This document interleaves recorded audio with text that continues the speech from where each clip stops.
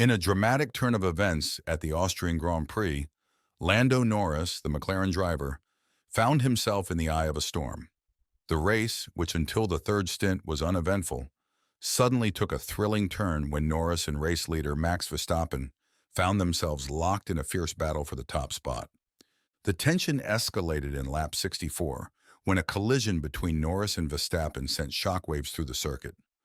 Verstappen, the three-time world champion, was quick to point fingers at Norris, accusing him of a dive bomb move, a term used in racing when a driver aggressively overtakes by braking late into a corner.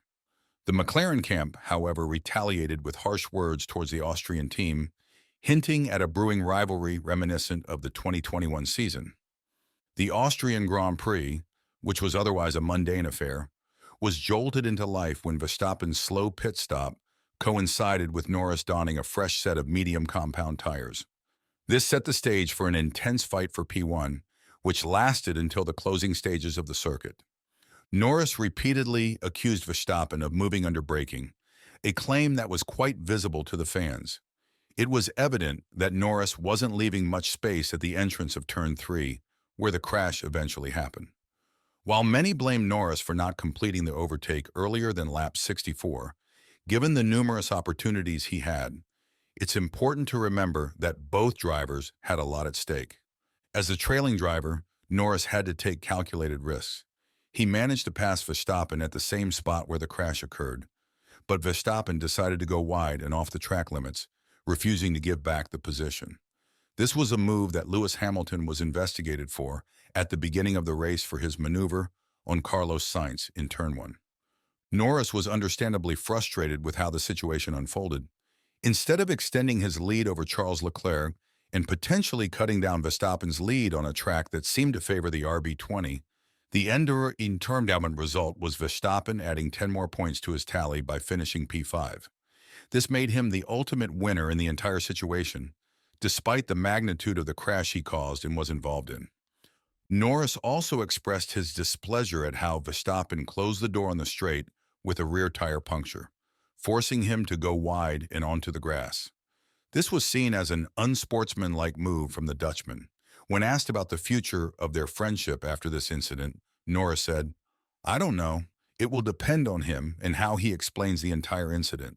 If he claims to be right, then it's over. But if he admits that he did something stupid, then I will understand." However, judging from the radio messages that were sent from Verstappen to his race engineer, it doesn't seem like the Austrian team is ready to take responsibility for what transpired in the race. In the post-race radio debrief, Verstappen said, "Yeah, of course, I received a 10-second penalty. Yeah, sure, you can't just send it left and right. That is dive bombing. That is not how you overtake. What do you want me to do?"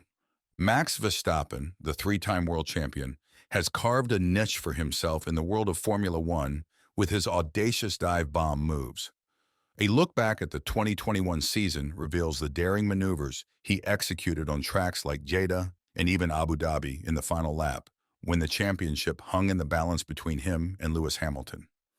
In the recent Austrian Grand Prix, Lando Norris, the McLaren driver, found himself in a similar situation. His move, although belated and seemingly overthought, wasn't entirely out of line. Verstappen had left him with little space to maneuver from the outside, a point of contention that Verstappen had no grounds to protest. Throughout the race, Verstappen was the driver who moved under braking, refused to relinquish his position when Norris was ahead of him at the apex of Turn 2, and deliberately didn't leave enough space for Norris to pass him, especially after the incident in lap 64. Verstappen, despite winning 61 races in his career, has been urged by many experts to exhibit more maturity. It's clear that even though he's arguably the best driver on the grid, the RB20 isn't the best car, and he will occasionally be outperformed by other drivers, as was the case with Norris in Austria. Verstappen, known for his reluctance to apologize even when he's in the wrong, seems to be taking a different approach this time. He appears ready to invest more time in investigating the crash and understanding where things went awry.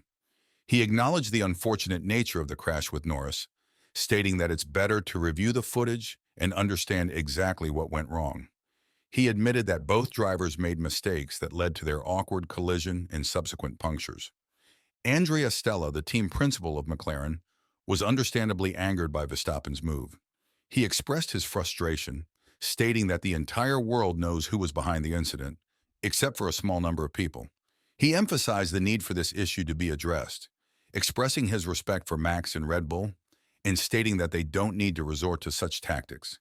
He called for the enforcement of regulations and warned that if these issues aren't addressed honestly, they will resurface, as they did in the past when there were fights with Lewis that needed to be punished more severely. The FIA's decision to give Verstappen a 10-second penalty was seen as inadequate by many, especially since it was neutralized by the fact that Verstappen's car didn't sustain much aerodynamic damage, allowing him to build a solid advantage over Nico Hülkenberg, the driver behind him. This raises the question of whether Verstappen has what it takes to race properly and with respect for other drivers, or if we will see a return of the version of himself that many thought was left behind in 2021 when he won his first championship under the constant pressure of a 7-time world champion. It's important to note that the racing process between Verstappen and Norris was significantly influenced by other factors. Norris had fresh, medium compound tires. Verstappen had a slow pit stop, and Norris wasn't alerted in time about his 5-second time penalty that the team reportedly didn't serve before they retired the car.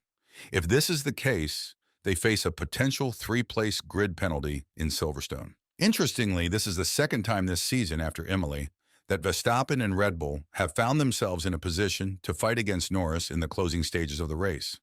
This underscores the need for Red Bull to have an extremely strong second driver. Even though weekends like this are rare and won't happen often in the future, the fact that Verstappen drove an entire lap with 3 tires, went into a pit stop, and still finishes 2 seconds ahead of Sergio Perez shows that the Mexican driver really needs to up his game. This weekend, Mercedes emerged as the team that reaped the most points, with George Russell clinching the race and Lewis Hamilton securing the 4th position. While this might not be sufficient to ignite a fierce battle in the Constructor Championship just yet, the ongoing skirmishes between Norris and Verstappen could potentially tip the scales in an unexpected direction. Had Norris managed to secure the 2nd position in the race, the gap to Ferrari would have been significantly reduced, especially considering Charles Leclerc's scoreless streak following the debacle in Canada and the lackluster performance in Spain. Moreover, Verstappen's lead would have been extended by 7 points, not 10, in favor of the Dutchman. Reflecting on the 2021 season, it was races like these that determined the champion and the runner-up. Norris, while needing to learn and adopt a braver approach to overtaking to avoid such situations in the future, it's noteworthy that Verstappen is not one to shy away from a fight, even if it means paying the ultimate price for it. With all these factors in play, it begs the question, do Verstappen and Norris possess the mettle to deliver an enthralling championship fight? And if so, who do you think will emerge victorious? We'd love to hear your thoughts on this. As we continue to bring you the latest and most exciting updates from the world of Formula One, don't forget to subscribe to our channel to stay in the loop. Your support helps us keep the wheels turning. Let us know your predictions in the comments below. Stay tuned for more thrilling F1 action.